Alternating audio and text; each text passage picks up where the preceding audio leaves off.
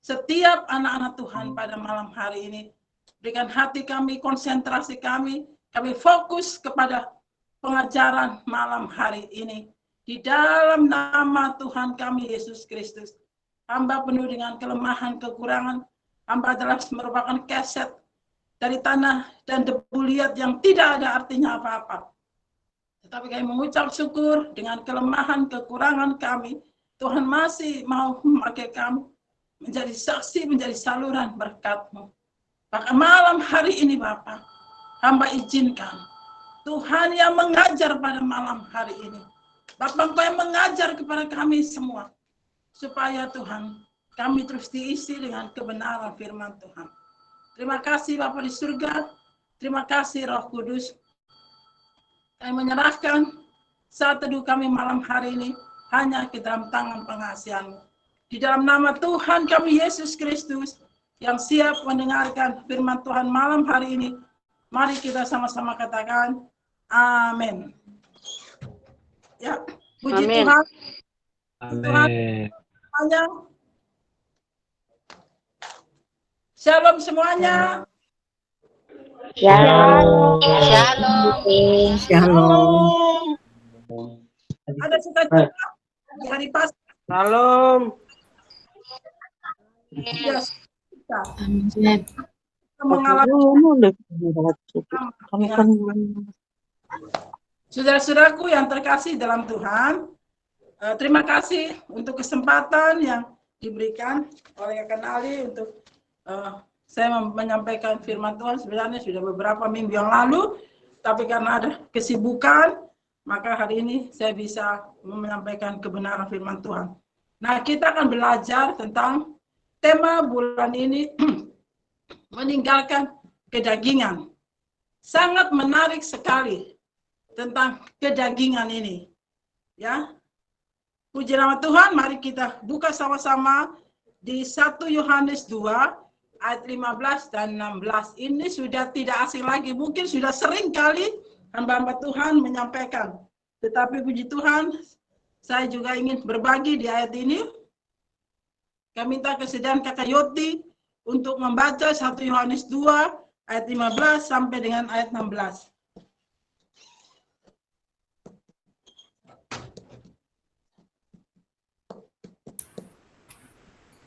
Yohanes 2 ayat 15 sampai 16, demikian bunyi firman Tuhan. Janganlah kamu mengasihi dunia dan apa yang ada di dalamnya. Jikalau orang mengasihi dunia, maka kasih akan Bapa tidak ada di dalam orang itu.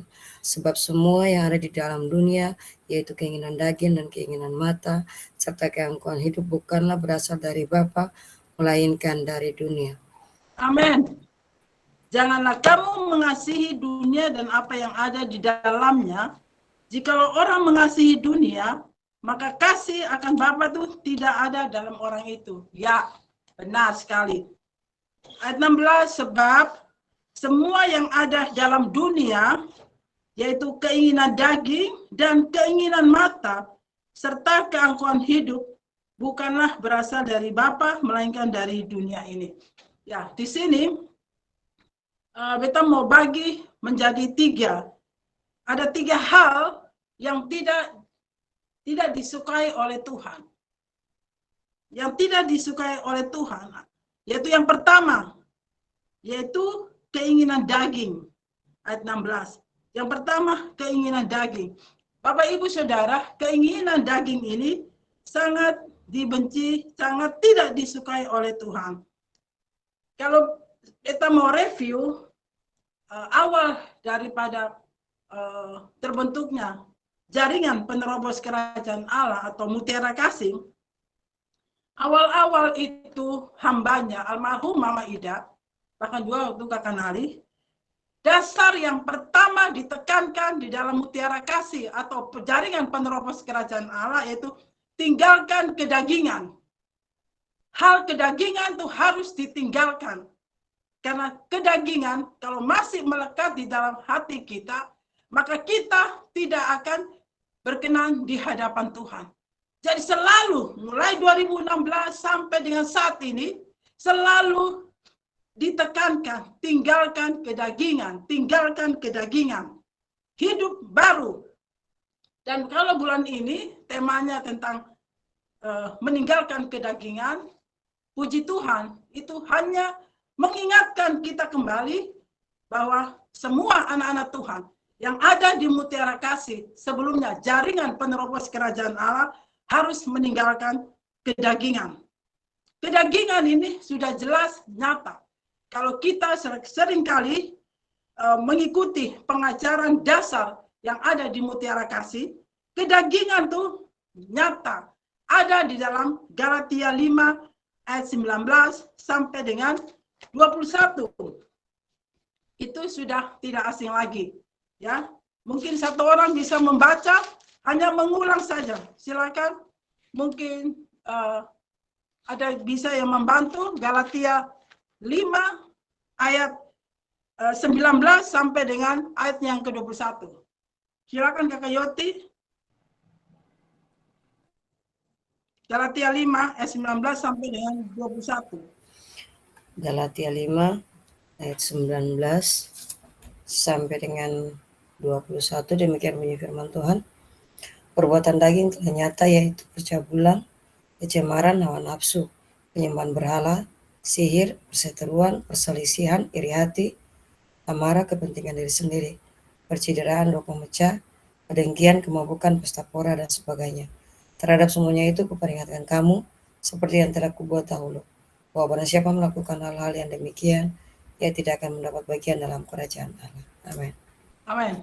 Jadi 15 kedagingan ini, kata Tuhan, kalau masih melekat di ketumpung hati, salah satu saja Tuhan katakan tidak akan berkenan kepada Allah, dan ia tidak akan mendapat bagian dalam kerajaan Allah.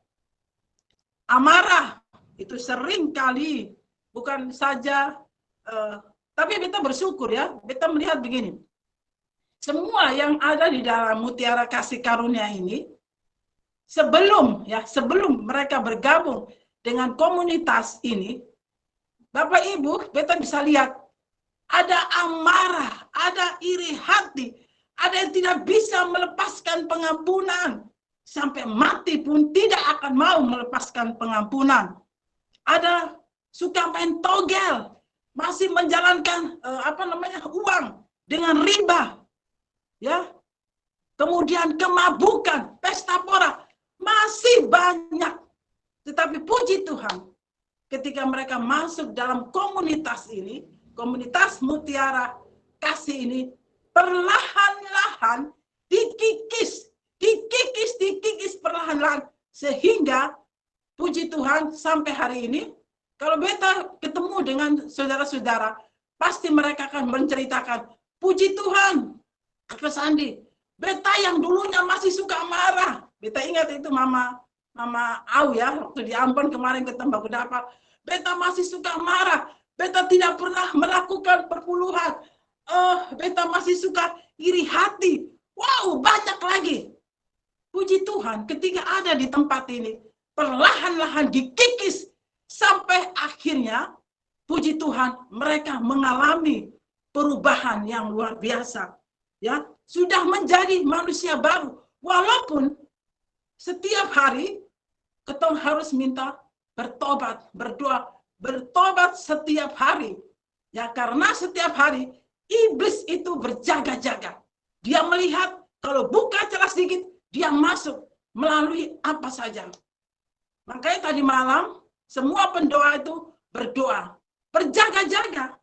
Karena semakin pengajaran ini disampaikan, kesaksian disampaikan di mana-mana. Halo, iblis tidak tinggal diam. Dia akan menyerang anak-anak Tuhan dari berbagai sudut. Tetapi yang Tuhan mau terus berjaga-jaga, jangan buka celah dan jaga hatimu. Jadi malam hari ini, puji Tuhan, Tuhan terus mengingatkan kita harus tinggalkan semua kedagingan. Tadi kita bersyukur semua yang ada di Mutiara Kasih ini, puji Tuhan, perlahan-lahan Tuhan membawa mereka. Tuhan mulai mengikis semua kedagingan. Tidak langsung instan, tetapi perlahan tapi pasti. Ya, kedagingan ini seringkali juga melekat pada setiap anak-anak Tuhan. Bapak, Ibu, beta juga. Tetapi beta berusaha.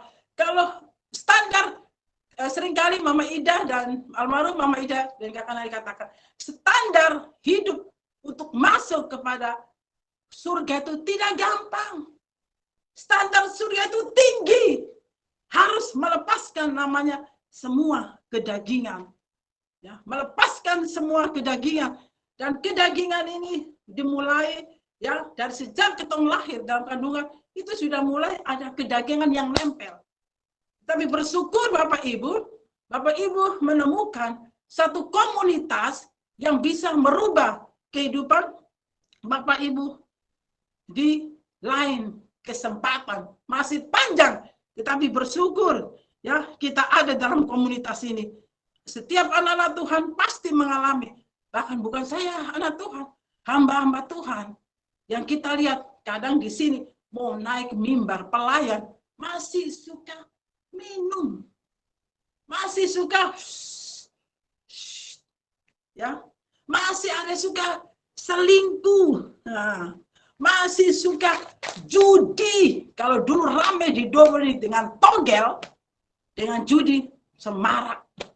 Sampai semua pelayan, hamba-hamba Tuhan juga, mereka judi, mereka main togel semuanya. Itu masih kedagingan yang melekat. Bahkan kita lihat di dalam Alkitab juga, banyak tokoh-tokoh Alkitab, di dalam Alkitab, mereka juga jatuh di dalam dosa tentang kedagingan. Contoh seperti Imam Eli. Ya, anak-anak Imam Eli itu juga, mereka dikatakan jahat di mata Tuhan, selalu mendukakan hatinya Tuhan. Jadi kejahatan anak-anak Eli ini. Bapaknya seorang hamba Tuhan dan anak-anaknya juga melakukan hal-hal yang tidak pantas dilakukan. Ini juga pelajaran bagi kita semua, apalagi yang anak-anak hamba Tuhan. Kebetulan papa saya ini dulu seorang pendeta tugas lama di GKI Gresik, Jawa Timur, Surabaya. Dan setiap anak-anak pendeta itu pasti kita disoroti. Ya, selalu disoroti. Anak pendeta kok tidak pernah melayani. Nah, anak pendeta kok begini dan begini. Jadi menjadi tolak ukur, ya. Jadi begitu kita menjaga sekali. Jangan sampai ya kita doa, saya juga doa, Tuhan jangan seperti anak-anak Eli, ya, anak-anak bapaknya seorang pemimpin, tetapi anaknya berbuat yang tidak dikehendaki Tuhan. Dan itu juga saya alami karena papa saya juga seorang hamba Tuhan, seorang pendeta di GKI Gresik. Dan saya juga sampai hari ini berdoa, Tuhan semoga anak-anak kita semua, bukan saya saja, tetapi semua yang mengikuti Google Meet pada malam hari ini, kita berdoa supaya anak-anak kita menjadi anak-anak yang takut akan Tuhan. Kemudian kita lihat lagi contoh tentang Daud, persinahan, ya. Dia bersinah dengan Batseba. Dia juga membunuh, ya, membunuh suami dari Batseba. Itu juga merupakan kedagingan, pembunuhan, persinahan yang tidak dikehendaki oleh Bapa kita. Kedagingan harus kita hindari. Jadi Bapak Ibu, kita harus ya pertama harus menghindari yang namanya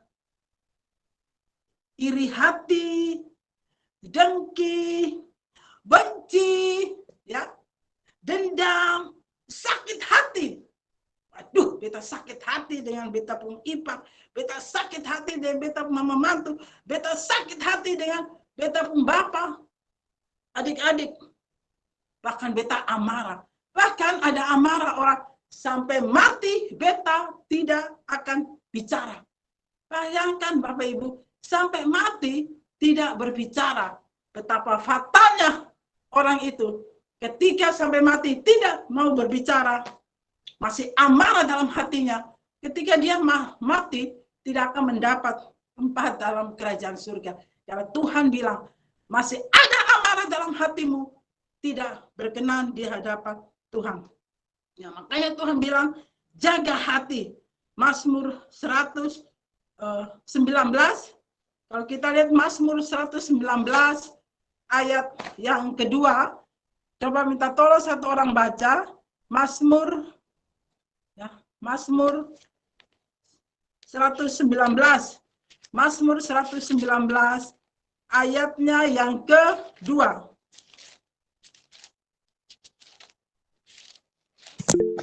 Mazmur 119. Ya. Lanjut. Mazmur 119. Mazmur 100.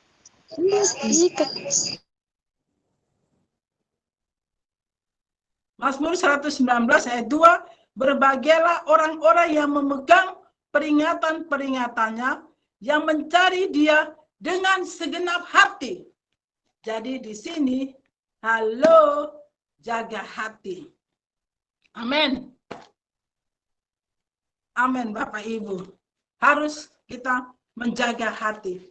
Poin yang kedua, yaitu tadi keinginan daging. Poin yang kedua, keinginan mata. Nah, keinginan mata ini, Bapak Ibu, saudara-saudara, mata, kalau kita bilang, mata adalah salah satu organ yang sangat penting yang dianugerahkan Tuhan kepada kita anak-anaknya. Dengan mata kita bisa memandang, kita bisa melihat, kita bisa menyaksikan keagungan Tuhan. Kita bisa menyaksikan penciptaan-penciptaan Tuhan. Bahkan ada pepatah yang mengatakan dari mata turun ke hati, ya, menunjukkan bahwa mata ini punya peranan yang sangat penting dengan hati yang menyimpan keinginan, hasrat, perasaan, dan apa yang kita lihat, dilihat oleh mata ini selalu menimbulkan keinginan. Jika tidak dapat ketong jaga, maka fatal. Beta seringkali pernah begini, Bapak Ibu. Waktu saya berjalan dinas beberapa tahun yang lalu dengan teman, kita mendapat uang saku nih. Biasa kalau dari Dobo, di dalam perjalanan dinas, ketong hanya bawa baju itu 3 atau 4 potong. Nanti sampai di Jakarta, ketika kita pulang dari Jakarta, bawaannya itu banyak, sampai ada yang over bagasi. Kenapa? Mata. Jalan ke mall, ya, jalan ke Tanah Abang, saking murahnya itu barang-barang. Mana namanya? Mangga 2, ya, Atrium Senen, mata, lihat mata. Sampai beta pun teman satu, dia dapat uang, sampai saya pikir lagi ada uang, belanja, ambil salah, comot sini.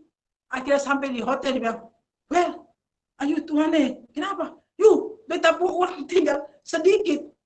Mata. Tidak diprogram mau beli apa, mau beli ya, namanya pas ke Jakarta, dapat diskon, semua ambil. Keinginan mata nih lebih, ya. Akhirnya belanja, sampai pulang lagi, susah ada keping lagi. Jadi hati-hati, apalagi ini ibu-ibu. Contoh, namanya masuk gereja. Dulu, kalau orang yang belum bertobat, masuk gereja dari mulai atas sampai dengan sepatu ini warna senada. Bando merah, anting-anting merah, kalung merah, baju merah, tas merah, sepatu merah. Putih-putih semua. Ya. Nah, ketika sudah bertobat, puji nama Tuhan, semua itu pasti kita tinggalkan. Karena itu, ya, kita masih kedagingan, ya, masih kedagingan. Mata ini, dari mata ini selalu kontak di hati. Nah, sudah. Akhirnya, comot sana, comot sini, tidak konsentrasi lagi. Keinginan mata nih, Bapak Ibu. Nah, dalam contoh Alkitab, kita melihat bahwa Daud bersinah dengan Batseba. Diawali dengan apa? Daud mengintip Batseba mandi di soto istana.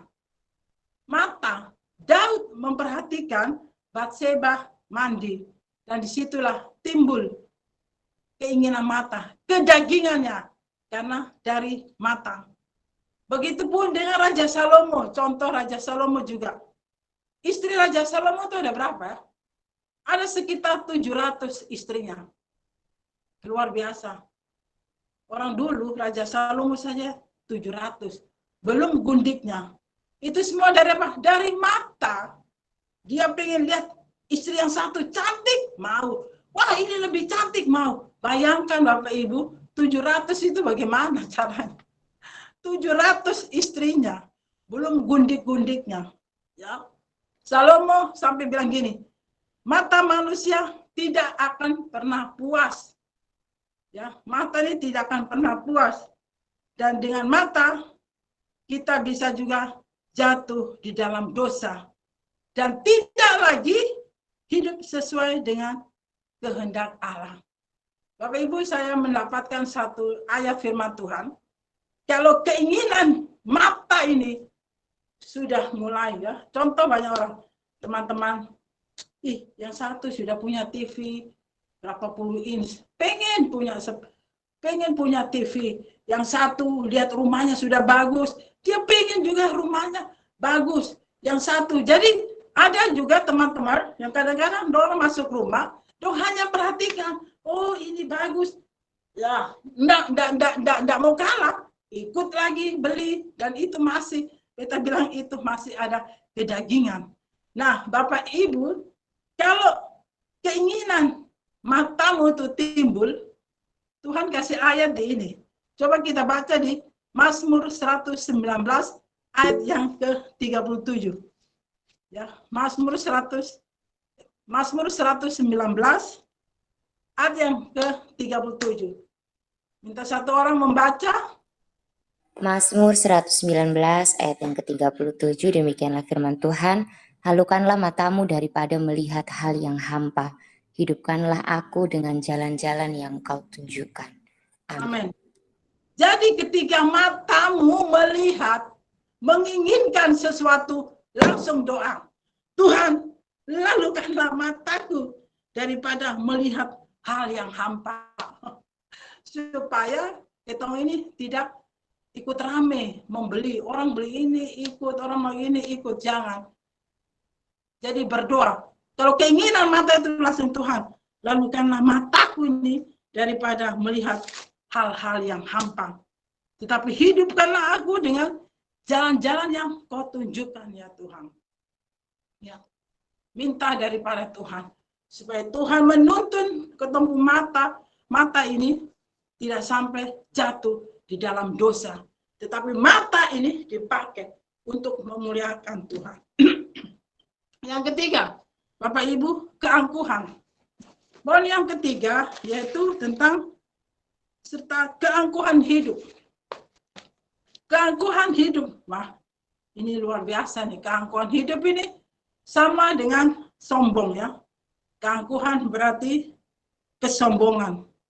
Ini juga dapat membutakan rohani kita.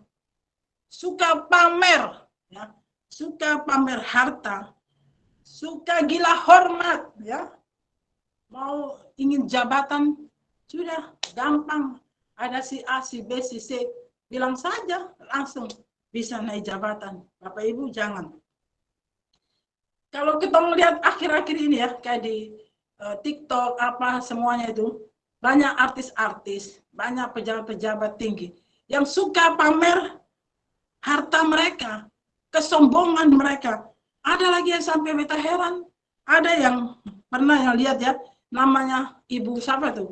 Ibu Mira kalau salah, Ibu Mira Mariati, yang apa tasnya itu, hanya tasnya itu sampai harga 533 juta kan. Dia viralkan itu di TikTok. Saking kayanya sampai tasnya saja terbuat dari emas. Dan dia juga mengatakan setiap hari Jumat dia harus membeli emas. Ditanya, kenapa kau setiap hari Jumat nggak hari lain? Nggak setiap hari Jumat, karena dari dulu dia suka membeli emasnya nih setiap hari Jumat. Dan setelah membeli emas hari Jumat, dia akan membagi sedekah, membagi sedekah kepada orang-orang miskin katanya. Ya, selalu suka pamer harta, ya. Jadi apalagi sekarang semua pejabat-pejabat, ya, yang ada di pusat sampai di daerah, ketemu pamer, ketemu pakaian tas-tas bermerek saja sudah mendapat sorotan. Jadi jangan, sebagai anak-anak Tuhan, kita harus hidup lebih sederhana, lebih takut Tuhan. Jangan suka pamer-pamer, karena orang pamer itu identik dengan kesombongan, Bapak Ibu. Ya. Nah, dalam tokoh Alkitab kita paling suka itu dengan Raja Hizkia, ya. Contoh daripada Raja Hizkia, dia itu adalah raja yang saleh, ya. Ia diberkati Tuhan dengan kekayaan yang melimpah. Namun sayang, kekayaan yang diperoleh oleh Hizkia dari Tuhan ini justru menjadi kehancuran bagi Raja Hizkia sendiri. Setelah hidup mapan, setelah hidup nyaman, Hizkia mulai sombong, Bapak Ibu. Dia sombong. Ia tidak mengandalkan Tuhan lagi, tetapi ia mengandalkan orang lain. Nah, ketika Hizkia memamerkan segala harta kekayaannya di dalam istana kepada utusan-utusan raja-raja Babel yang datang menemuinya, ya, dia pamer, ya. Dia menunjukkan harta kekayaannya. Nah, karena kesombongan Hizkia dengan mengandalkan Babel, dia tidak mengandalkan Tuhan, maka disitulah murka Tuhan kepada Hizkia. Ya. Tetapi Tuhan menyatakan orang-orang Israel akan datang menyerang Yehuda dan mengangkut segala harta kekayaan Hizkia.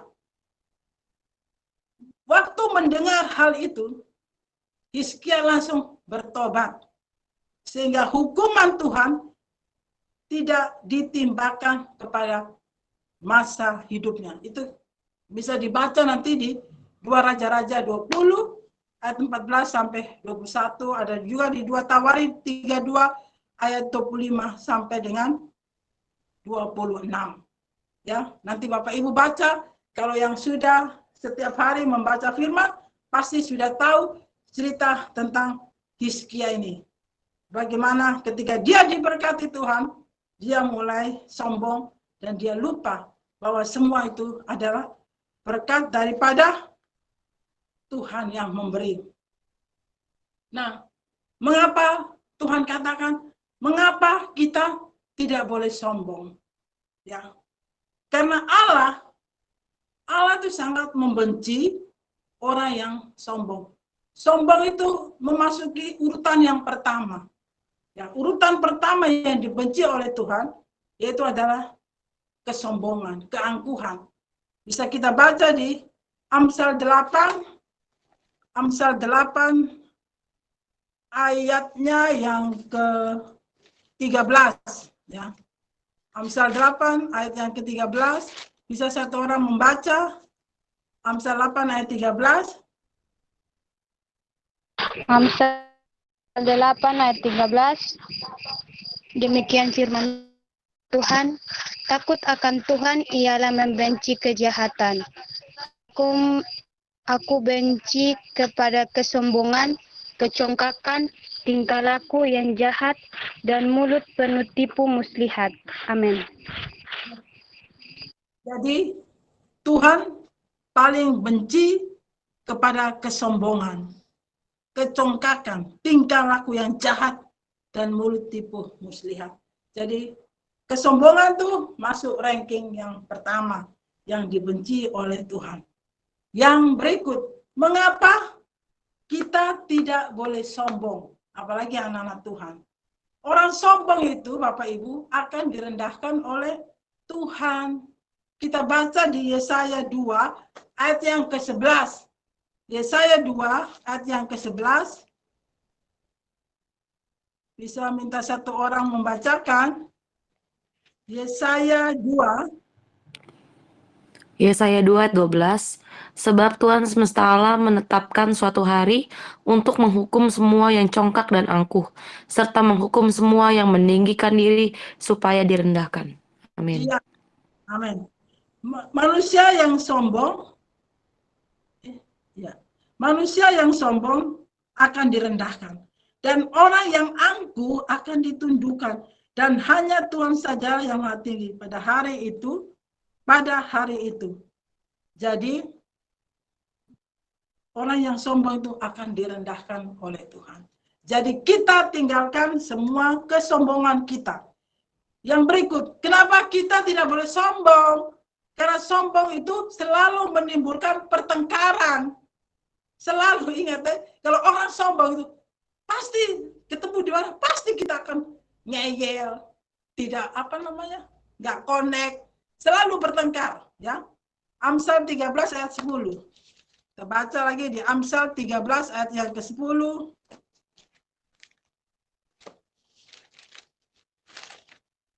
Kita minta tolong kita membacakan Amsal 13 ayat 10. Amsal 13 ayat 10, demikian firman Tuhan, keangkuhan hanya menimbulkan pertengkaran, tetapi mereka yang mendengarkan nasihat mempunyai hikmat. Amin. Keangkuhan hanya menimbulkan pertengkaran. Ya, keangkuhan itu pasti menimbulkan pertengkaran. Tetapi mereka yang mendengarkan nasihat pasti mempunyai hikmat. Amin. Jadi kita jangan sombong. Nah, ciri orang sombong itu bisa kita lihat, saudara-saudara. Suka tersinggung, suka marah-marah. Itu orang sombong. Sedikit-sedikit tersinggung. Ngomong gini tersinggung. Ngomong sedikit sudah tersinggung. Sudah marah-marah. Halo, itu ciri orang sombong. Jadi saya pastikan di sini tidak ada yang orang sombong. Semuanya sudah dilawat oleh Tuhan. Baperan, ya. Baperan. Tersinggung. Hal kecil saya bisa tersinggung. Meledak-meledak. Sedikit-sedikit marah. Itu banyak kita jumpai di keluarga kita masing-masing. Ya, jutek. Keluarga kita, adik kakak kita, wah banyak. Lingkungan tempat tinggal kita, semua. Ya. Yang berikut, orang yang suka sombong itu tidak suka mendengarkan kebenaran. Ini sudah, ayo kita dengarkan kebenaran. Nggak mau. Apa itu? Apa itu si Sandi bicara? Nggak usah didengarin. Nggak usah didengarin. Aku lebih pintar kok, aku lebih menguasai. Biasanya begitu. Aku lebih menguasai. Kamu apa? Nah, itu ciri-ciri orang sombong. Tidak suka mendengarkan kebenaran yang disampaikan oleh kita sendiri. Jangan jauh-jauh di tengah keluarga kita. Kita sampaikan, sembutu. Beta juga sudah belajar kebenaran. Jadi nggak usah bicara dengan beta lain. Bicaralah dengan orang lain. Itu dalam lingkungan keluarga kita seringkali begitu. Terus ciri orang sombong tuh gini. Selalu ingin dipuji. Orang Ambon bilang makan puji. Selalu tuh ingin diangkat-angkat. Weh, keren deh. Waduh, si A cantik. Kalau pakai baju ini cantik banget. Ini, wah, senangnya selalu dipuji. Pakai pakaian merek, sepatu merek, tas merek, kalau dipuji, dia naik. Ya. Tapi suka menghina orang lain. Dia suka dipuji, tapi suka menghina orang lain.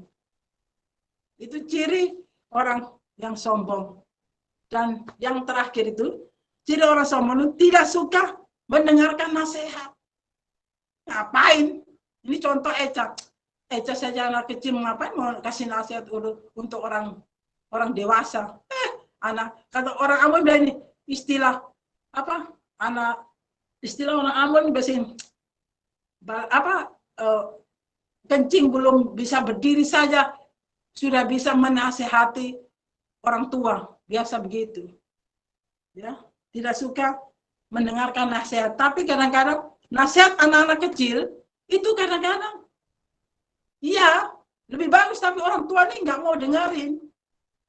Ya, kamu masih anak kecil, anak ingusan mau kasih ceramah pada orang tua. Jadi itu ciri orang sombong. Suka tersinggung, sedikit marah-marah, tidak suka mendengar kebenaran, selalu ingin dipuji, tidak suka mendengarkan nasihat. Nah, sekarang bagaimana cara kita melepaskan kedagingan? Cara melepaskan kedagingan yang pertama, harus selalu berdoa. Berdoa. Selalu berkomunikasi dengan Tuhan. Ya, ini seperti malam ini. Ada saat teduh sama-sama, ya, yang setiap hari di Mutiara Kasih Karunia ini ada mesbah doa. Bahkan kalau urgent sekalipun, halo pendoa, ketemu di udara jam 11 malam, berdoa. Ya, jadi untuk melepaskan kedagingan hanya dengan doa. Saya contoh ya, ada si A, dia ketua nasihat, jangan mabuk, jangan minum, jangan mabuk, jangan mencuri, jangan marah. Nasihat sampai orang Ambon bilang ayam tumbuh gigi tidak akan dengar. Tapi kita doakan. Doa, peperangan, rebut, maka percaya akan terjadi perubahan di dalam hidupnya orang itu. Karena Tuhan di 1 Tesalonika 5 ayat 17, Tuhan katakan tetaplah berdoa. Ya. Yang kedua, bagaimana cara melepaskan kedagingan? Terima firman Tuhan. Buka hati, terima firman Tuhan. Karena firman Tuhan itu adalah Allah sendiri yang berbicara. Ya. Firman Tuhan, buka hati, terima firman Tuhan. Karena di dalam firman Tuhan itu banyak sekali nasihat, janji-janji Tuhan itu banyak. Apalagi yang saat ini Mutiara Kasih hari harus membaca 7 pasal. Saya sampai hari ini masih bolong-bolong, Bapak Ibu. Beberapa minggu yang lalu tamu kami dari Profesor Yohanes Surya dengan tim datang 2 minggu, jujur saja saya baca firmannya bolong-bolong, tapi doanya enggak bolong-bolong. Doanya tetap, tapi firmannya saya bolong-bolong.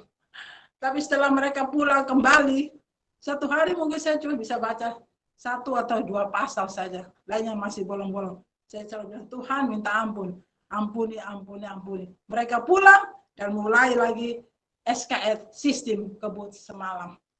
Kayak mau ujian saja ya. Yang berikut, bagaimana cara kita melepaskan kedagingan? Yang ketiga, selalu belajar melakukan firman Tuhan. Ikut menjadi murid. Makanya kenapa Kanalis selalu bilang, pemuritan. Menjadi murid. Ya. Saudara-saudara, kita cuma mau bilang, kenapa kita harus menjadi murid? Kenapa harus ada pemuritan? Karena menjadi murid itu adalah perintah daripada Tuhan. Matius 28 ayat 19, 20. Pergilah, jadikanlah semua bangsa murid. Bukan muridnya Kak Kenali, bukan muridnya Bapak Yosi, bukan muridnya Bapak Enlo, bukan muridnya Kak Jo, tapi menjadi muridnya Tuhan. Makanya kita harus menjadi murid. Harus ikut namanya pemuritan. Ya. Yang kedua, mengapa kita harus menjadi murid? Karena dengan kita belajar menjadi murid, kita akan mendapatkan kunci rahasia kerajaan surga. Orang lain tidak dibukakan secara mendetail. Tetapi kita yang ada di Mutiara Kasih, kalau mengikuti pengajaran dasar, itu dibuka secara mendetail. Yang di gereja lokal kita kadang-kadang kita tidak dapat. Tetapi di sini, wow pengajarannya. Ya. Yang ketiga, kenapa kita harus menjadi murid? Ketika kita menjadi murid, ada kuasa. Amin. Ada kuasa yang menyertai setiap anak-anak Tuhan. Kuasa dia bisa menyembuhkan. Berdoa orang-orang disembuhkan. Ya. minum racun tidak sampai mati, ya. Mengusir kuasa-kuasa setan dalam nama Tuhan Yesus. Setannya lari, bukan kita yang lari, ya. Setannya yang lari. Itu ada kuasa ketika kita menjadi murid. Ingat, murid Tuhan Yesus itu 12 yang dikasih kuasa itu. Jadi yang mau mendapatkan kuasa harus menjadi murid, dimuridkan. Pemuridan itu sangat penting, Bapak Ibu. Dan yang keempat, kenapa kita harus menjadi murid? Ketika kita menjadi murid, kita akan mendapatkan kesejahteraan yang sangat besar. Jadi pentingnya pemuridan. Beta dulu juga blank, tidak pernah ikut pemuridan. Sampai akhirnya ketemu dengan kekenali, dia mantu, ikut, apa ya, maaf Bapak, pemuridan. Ikut, ternyata di situ, connect, visi misi, ternyata harus ikut pemuridan. Jadi akhirnya dari situ, beta dengan Kakak Yosi mulai mengikuti pengajaran dasar. Jadi pengajaran dasar itu sangat penting. Orang kalau belum mengikuti pengajaran dasar, dia kayak blank, ini larinya kemana? Tapi ketika pengajaran dasar sudah diberikan, banyak orang akan begini. Contoh saja kecil tentang perpuluhan. Banyak orang yang tidak tahu tentang perpuluhan.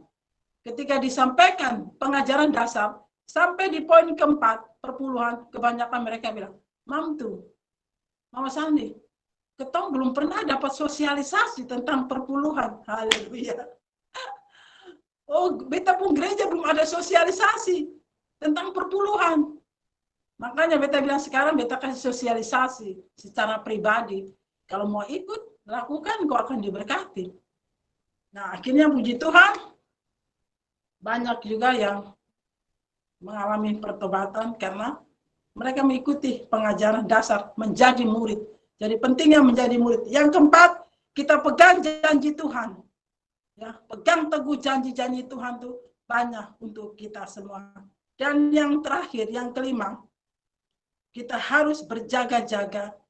Jangan buka celah untuk iblis. Jangan buka celah untuk iblis. Terlebih, jaga hati kita. Ya. Karena yang bisa merubah kehidupan kita, hanya Tuhan Yesus saja. Orang lain tidak bisa merubah. Hanya Tuhan Yesus yang merubah, yang bisa merubah kelakuan kita masing-masing. Ya. Tuhan Yesus sudah mati di kayu salib. Perkataan Tuhan Yesus yang ke-6 sudah selesai, sudah genap, ya. Di kayu salib itu dia mati, dia katakan sudah selesai. Artinya mari kita tinggalkan semua kebiasaan lama kita tinggalkan semua kebiasaan yang dulu-dulu yang masih diperbudak dengan dosa, mari kita tinggalkan. Karena Tuhan Yesus mati di kayu salib, ucapan Tuhan Yesus yang ke-6 sudah selesai. Artinya ada kemenangan untuk anak-anak Tuhan. Ketika kita datang kepada Tuhan, berdoa, membuka hati, menerima firman Tuhan, maka Tuhan katakan, sudah selesai. Ada kemenangan untuk setiap anak-anak Tuhan. Puji nama Tuhan, mungkin itu saja yang bisa saya sampaikan. Firman Tuhan pada malam hari ini, kiranya bisa menjadi berkat bagi kita semua.